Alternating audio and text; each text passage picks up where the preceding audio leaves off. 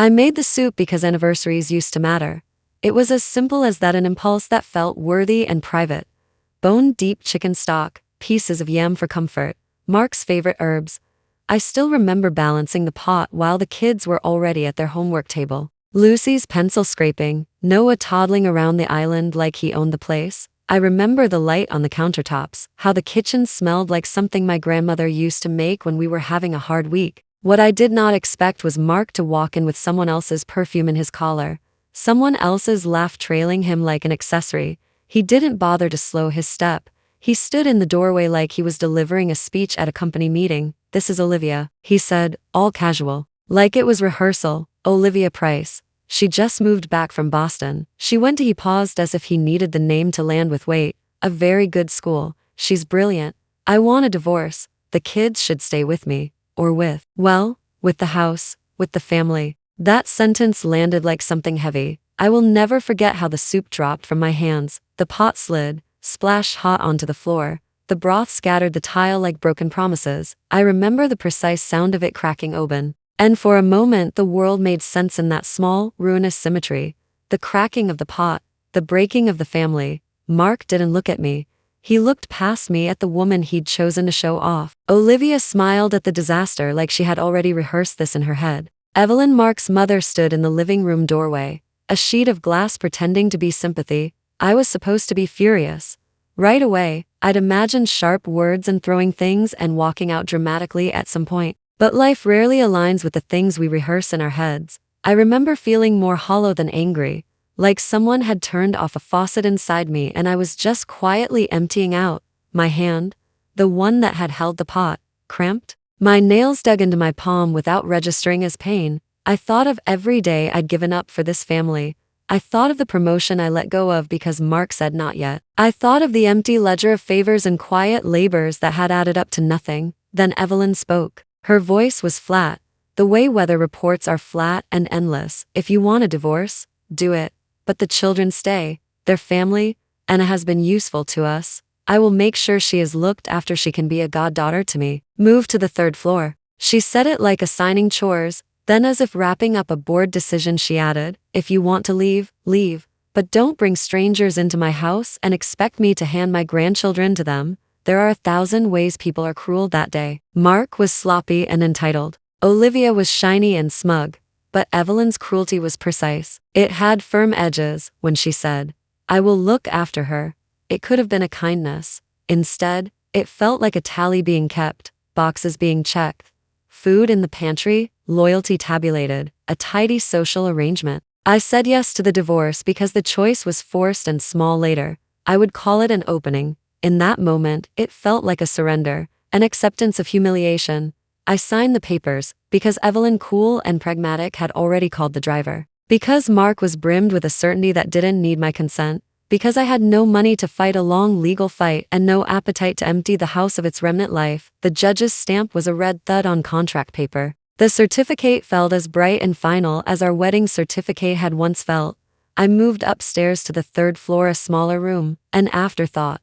A place where children's toys bumped into my boxes like insults. The stairs became a new border in the house. Upstairs was my side of the map and downstairs was theirs. Mark and Olivia took the master. Evelyn returned to her carefully curated silence, smiling with her mouth and keeping everything else private. You don't realize how much identity hides behind daily competence until it's stripped away. For 10 years I had been practical and efficient and invisible. I learned budgets. I became a quick calculator for childcare schedules and back-to-school lists. I was the person everyone texted at AM to ask what to make for dinner. If you asked people who I was, they could tell you what I made for holiday sides, what brand of shoes my kids wore, how my pasta was cooked. Nobody could tell you what I could still do with a spreadsheet. On the second night up in that small room, I sat on the edge of the mattress and thought about resumes. I didn't think I could do it. I thought I was too tired, too rusty, too much of a mother, and not enough of a professional. I had been a competent auditor once. I had passed 3 CPA parts in a year and was on track to sit for the rest. Then pregnancy. Then the little bed that became the center of our lives. Time has the way of softening facts until they feel mythic. Like before is a story you tell children, but grief keeps you honest. There, in the hush of the third floor, my anger curdled into something useful. I thought of the stack of unpaid bills Mark left for me to manage the week after he moved out. I thought of the phone calls I had ignored for months because later was always somewhere in front of me. I thought of the way Olivia had laughed with Mark in the car and how Mark's laugh had been new and oblivious. I made a list. The list was simple: update resume, contact recruiter, go to the largest job fair in the city, get a part-time bookkeeping or assistant role if I had to. Do not sign another document that gives someone away what I have built. Do not let my kids' lives be rearranged as if I were expendable. You learn quickly that plans are scaffolding. The first week I dressed in the clothes I already had: sensible flats, a navy blazer that used to make me feel like I'd arrived at something, and I went out.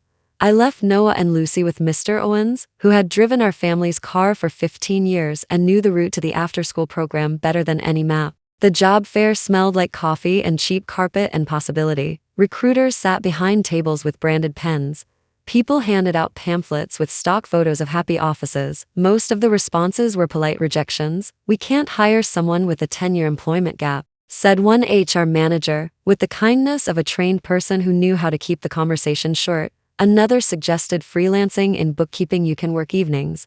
I smiled and thought of evenings that used to belong only to my children, to bedtime stories, and I said, "I can do evenings." It felt ridiculous and honest to say it. Then my phone rang, and the voice on the other end was Evelyn's assistant. "Evelyn would like to see you Monday. She has something in mind for you." I drove to the Heart Labs building with my hands cold on the steering wheel and my resume folded like a talisman on the passenger seat. Evelyn's office did not have the soft warmth people imagine a grandmother to have. It had glass and a coffee machine that smelled faintly of citrus. She was not a woman who would smooth things with chatter. She welcomed me with a nod. "You're practical," she said. "You were sharp when you were younger. You can be useful again." She offered me a seat in the finance department on a trial basis. Not because she loved me, she didn't need to love me. She offered the role because she knew competence and because she needed people who could make numbers sing. "You'll be an assistant," Evelyn said. "Start Monday, learn the systems, prove you are quick. Later, we see." When I left, I felt a mixture of humiliation and possibility. Evelyn's help came with conditions. She had always run the company like a clean ledger. "Keep your line items honest, and you have a place at the table." She preferred performance over sentiment. That suited me fine. Performance is honest. Performance can be proven. Performance is a contract I can keep. At home, people watched me with something like boredom and something like unease. Mark pretended not to notice when I packed a briefcase. Olivia pretended I was a background prop. The kids were children and moved in their usual orbit. Lucy pressed her nose against the meanie glass of my office plant the day before my first day and asked if I was nervous. "Yes," I said. "But I'm going to learn some new things." First days are less dramatic than we imagine. My desk was old. The chair squeaked, and the coffee machine in the break room had a personality. Dana, a woman in her late 40s with a careful laugh, took me under her wing and showed me where the files lived, where the secrets of the month-end hid. She spoke softly but with authority. And without trying to rescue me, she answered questions and trusted me to answer the ones I could. Work is a peculiar balm because it turns your attention outward. For the first time since the kids were babies, I had something that belonged to me and was not about being pleasing to someone else. I did the spreadsheets. I stayed late.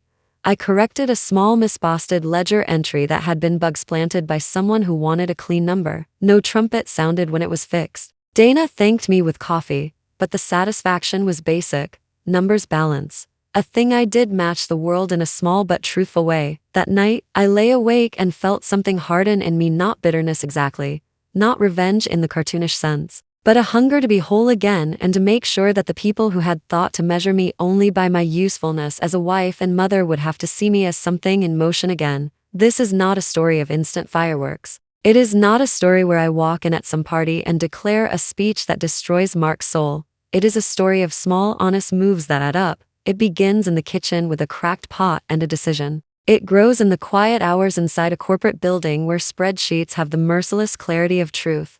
I slept, that first night after the job, with my hand on my phone and a list in my head. Classes to take, contacts I would cultivate, a lawyer I might consult when the time was right. The teeth of the plan were there. The work would be slow. I felt terrified and electric, like a person who had found a match in a wet room and had to be careful with each move. And I knew one more thing.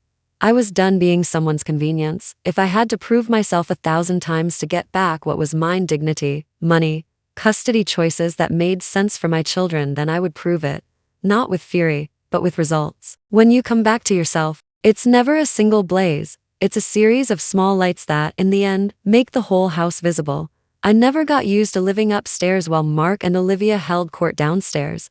It was like being a guest in a place I had once built from scratch. Every step I took down the stairs for breakfast felt like entering enemy territory. Olivia had a way of making my own kitchen foreign. She rearranged spices, swapped my wooden spoons for stainless steel, laughed too loud at nothing. The kids tried to act normal, but kids are sponges. Lucy started whispering to me in corners, "Daddy says Olivia's going to help with my homework." She told me once, like it was supposed to be a treat.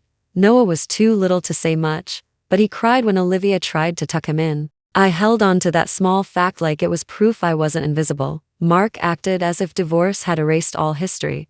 He walked around with Olivia glued to his side, showing her the house like it was a prize she'd won. One night at dinner, he announced, "Olivia's moving in full time. The kids should get used to it. Stability is important." He said it with the tone of a manager setting policy.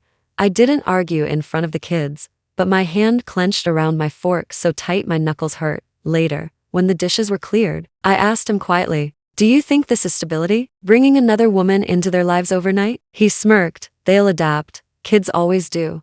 You're the one who can't adapt. That's why you're upstairs." I wanted to scream. Instead, I just said, "We'll see." It was Evelyn who finally called it out. She wasn't sentimental, but she wasn't blind either. "Mark," she said one Sunday morning at breakfast, "you parade this girl around as if she's a trophy. The children are unsettled, and may be divorced from you, but she's not disposable." Olivia flushed at that, but Evelyn's opinion mattered. Mark backed off for a few days, sulking like a teenager, then tried again with small digs. "Maybe Anna should just focus on her little job," he said one evening when Evelyn asked about my work. "It'll keep her busy." Little job. He said it like bookkeeping was a hobby. Like the numbers I worked on didn't keep his family business afloat. I bit my tongue, but inside something sharp took root. At the office, Dana kept watching me with the quiet recognition of someone who had been underestimated before. "You're good," she told me one late evening as we double-checked accounts. "Faster than half the kids who think Excel is magic. Don't let anyone tell you otherwise." It was a small kindness, but it mattered. I started to notice things in the ledgers, tiny discrepancies, numbers shuffled between accounts, payments recorded twice. It wasn't sloppy mistakes. It was deliberate. Someone was moving money in ways that didn't add up. I didn't say anything at first. I kept notes in a private file, dates and amounts. I learned to keep my face blank when the CFO breezed by with his confident handshake. Evelyn trusted numbers more than words. If I was going to survive, I had to build proof, brick by brick. Meanwhile, custody became its own battlefield. Mark wanted the kids to live primarily in the main house, where he and Olivia could create consistency. I had the third floor, a space barely big enough for me and the kids' toys. He used that as ammunition. "How can you provide stability from up there?" he said one night, standing in the hall like a judge. "They need more than visits. They need a home." "They have one," I said. "With me, that's not realistic." I wanted to laugh in his face. "Realistic? You think it's realistic for them to pretend Olivia is their mother? You think it's realistic for them to watch you replace me like a chair you don't like anymore?" He sneered. "Don't be dramatic." I didn't shout back. I didn't throw anything. I let him leave. And then I sat on the bed with Lucy and Noah asleep beside me and whispered a promise to myself. I will not let him win just because he's louder. That week, I made an appointment with a lawyer. Not a flashy one, just a woman recommended by Dana, someone who specialized in custody disputes. She wore sensible shoes and listened more than she talked. After I explained the situation, she leaned back and said, "You don't need to fight everything at once. Start small, secure time, show stability. Courts don't care about drama, they care about the record. You've got a record. You're working again. You're the one putting them to bed most nights. You're the consistent parent." It was like someone had handed me a flashlight in the dark. I didn't have to win everything in one blow. I just had to keep building a case, piece by piece, until the truth was undeniable. Mark, of course, didn't see it coming. He was too busy showing Olivia off at company dinners, too sure Evelyn would always back him. Olivia smiled like she owned the room, ordering expensive wine, dropping references to her network. People nodded politely, but I caught the looks when she turned away. Not everyone was impressed. One night, at a quarterly dinner, Evelyn made an announcement.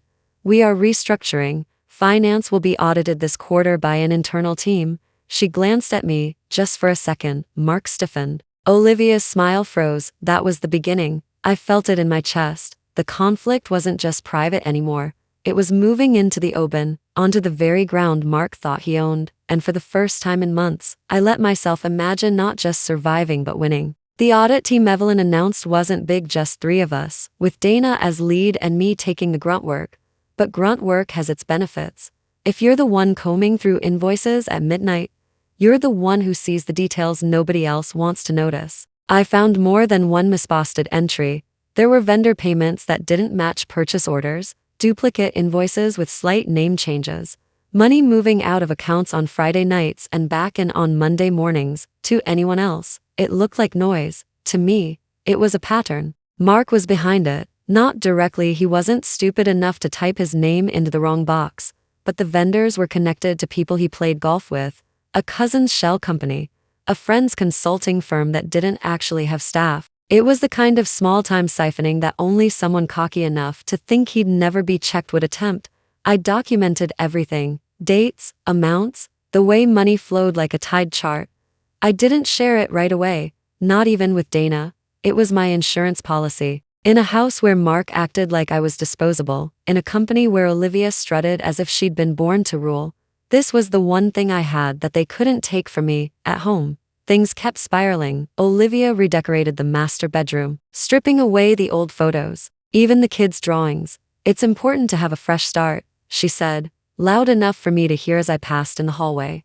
Lucy started having stomachaches. She wouldn't say much, but when I asked, she whispered, "I don't like when Daddy and Olivia fight." Because fight they did, loud, sharp arguments that leaked through the walls at night. For all their shiny appearances, they weren't stable. That gave me hope. The custody lawyer encouraged me to keep notes. "Judges love notes," she said. So I wrote everything down: who tucked the kids in, who took them to school, who missed dinner because they were out at some fundraiser.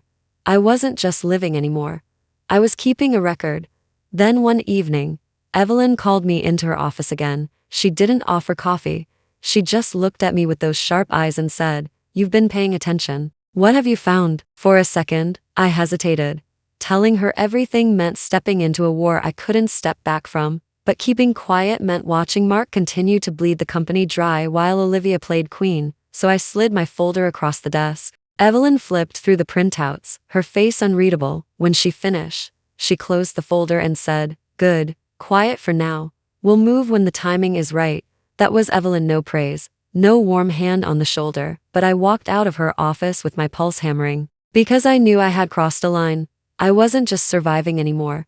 I was part of the counterattack. At the next family dinner, Mark tried to show off again. He bragged about a new deal he'd landed, about how Olivia was consulting on a brand refresh. He glanced at me like he expected me to shrink. Instead, I smiled and said, "Sounds impressive. I hope the numbers hold up under the next audit." The room went quiet. Evelyn didn't say a word, but the corner of her mouth twitched. Mark's face tightened. Olivia's fork clinked against her plate.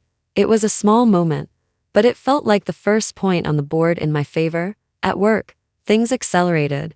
Dana gave me more responsibility, letting me draft reports instead of just double-checking entries. "You've got the eye," she said. "Don't waste it." I stayed late. I asked questions. I learned where the skeletons lived in the software system, and outside of work, I started to change too.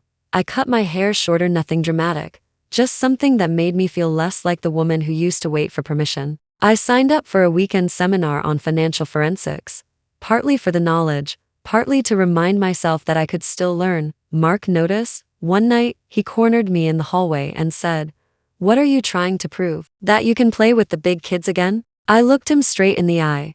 "I don't have to prove anything to you, but I will prove something to myself." For once, he didn't have a comeback.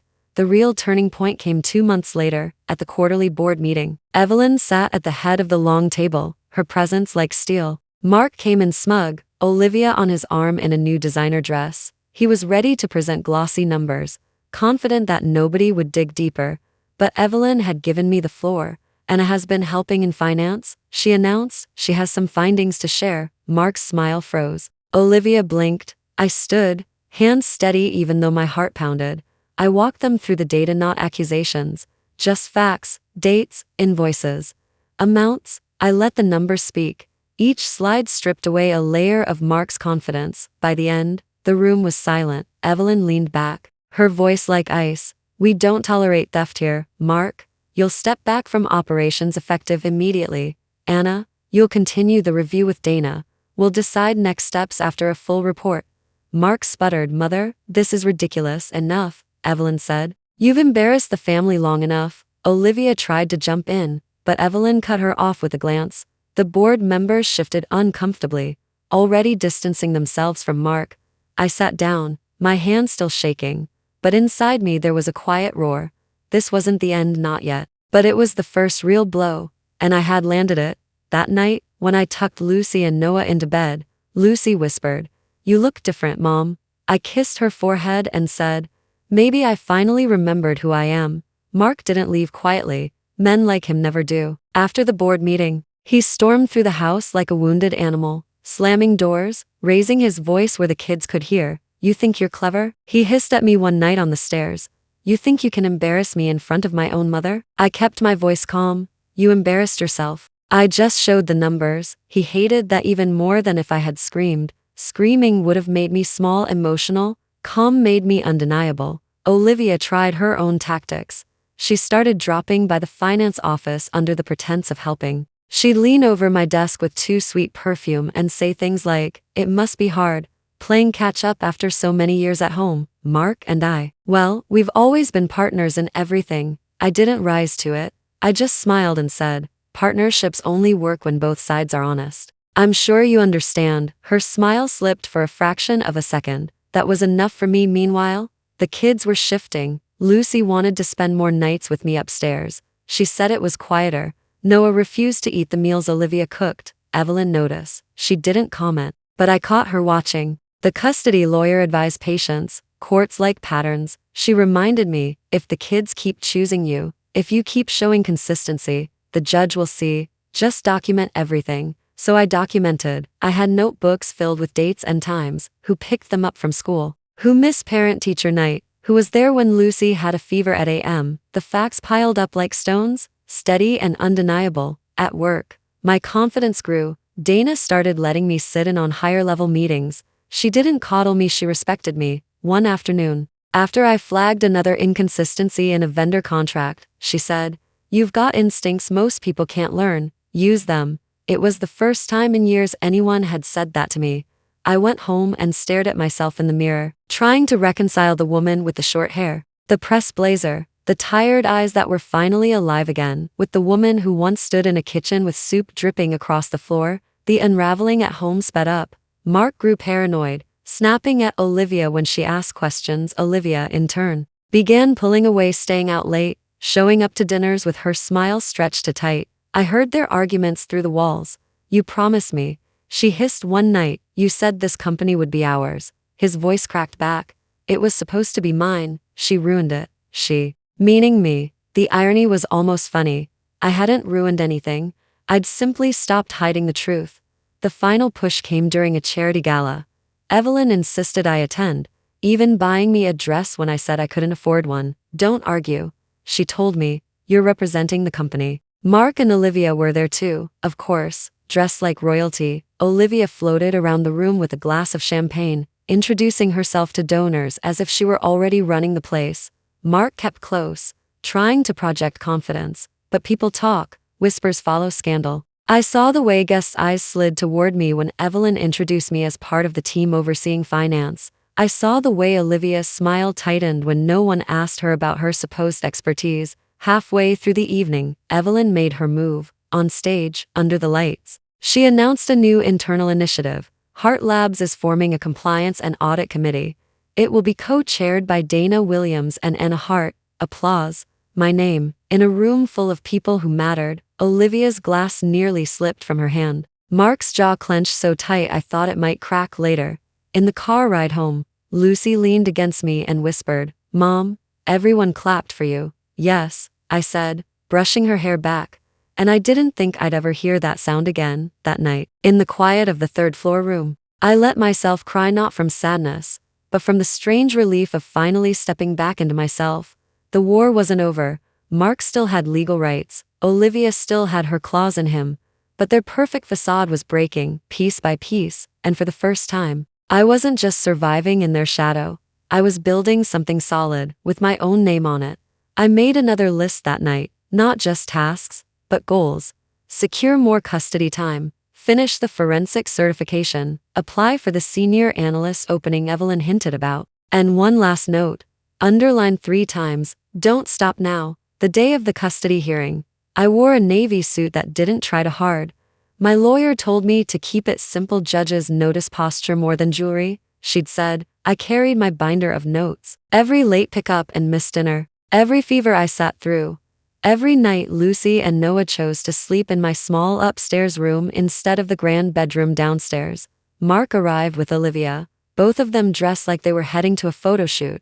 He looked polished, confident. As if charm alone could tilt the law. Olivia held his arm, her smile sharp enough to cut glass. But charm doesn't build evidence. Notes do, patterns do, consistency does. When the judge asked about parenting routines, Mark boasted, the children live in the family home, with stability. My ex-wife lives upstairs in temporary quarters. I provide for them. My lawyer stood, Your Honor, with respect, the children sleep upstairs with Ms. Hart 5 nights a week. They eat meals she cooks, she attends their school events, their medical appointments, their day-to-day life. We have logs, photographs, teacher statements. What Mr. Hart provides is square footage, not parenting. The judge flipped through the folder. Mark's jaw tightened. Olivia shifted in her seat when the ruling came. It was like air filling my lungs for the first time in years. Joint custody on paper, but primary residence with me.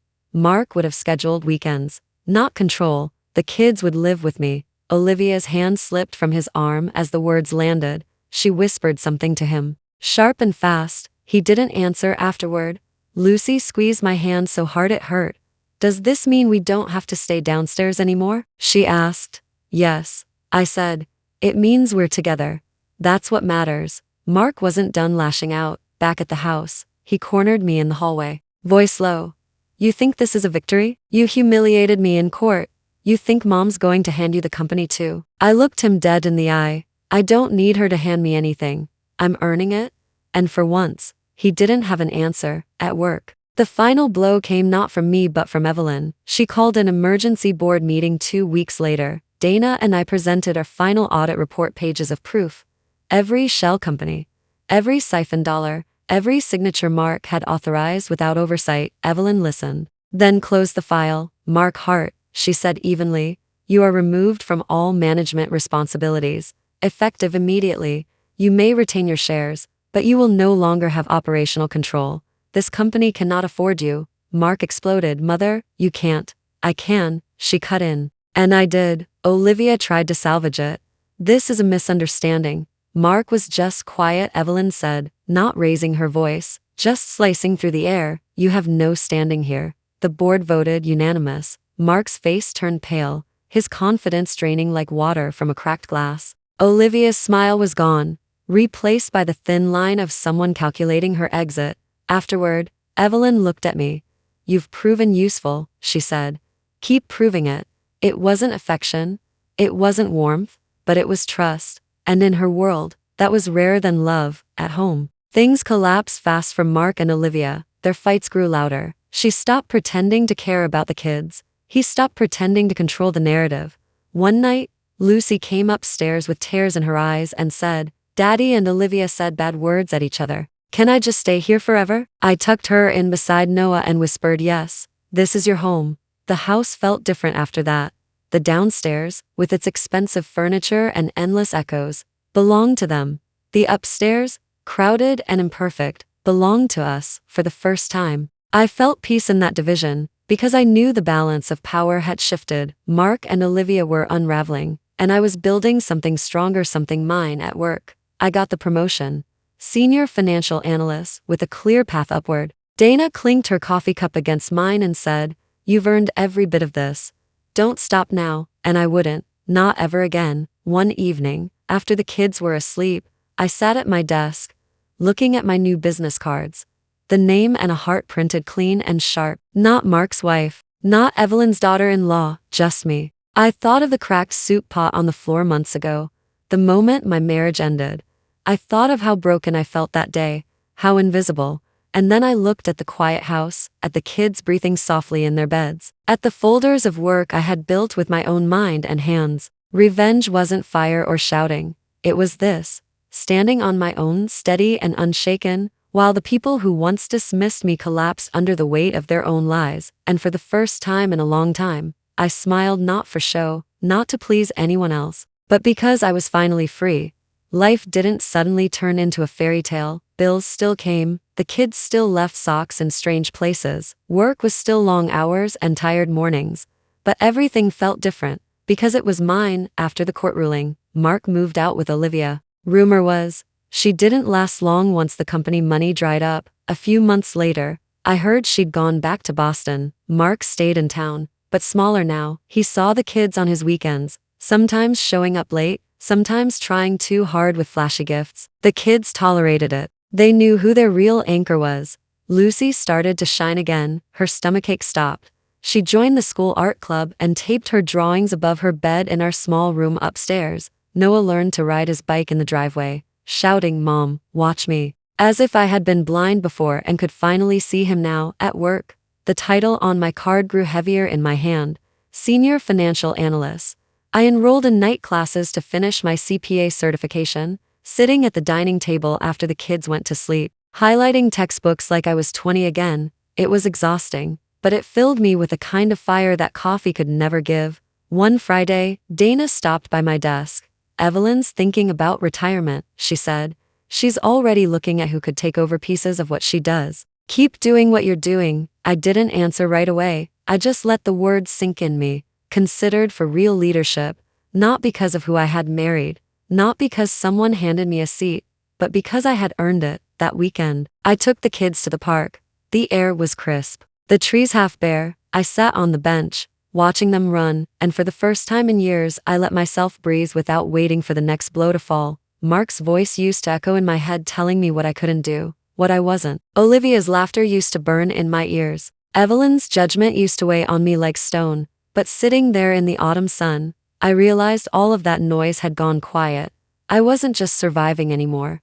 I was living. Later that night, after the kids were asleep, I poured myself a glass of wine and stood by the window of the little third-floor room that had once felt like exile. I looked out at the streetlights, at the rows of houses, at the life stretching ahead of me. I thought of that broken pot of soup on the floor, the day everything fell apart, and I thought of the list I made that night, shaking, terrified. Update, resume. Get a job. Don't give up. I smiled, because I had kept that promise, to myself, to my kids. Revenge had been sweet, justice had been necessary, but the real victory wasn't watching Mark lose, it was watching myself rise, and I knew, with a certainty deeper than anything else, I would never shrink again. Thank you for watching this video. If you have any thoughts about this story, feel free to share them in the comment section.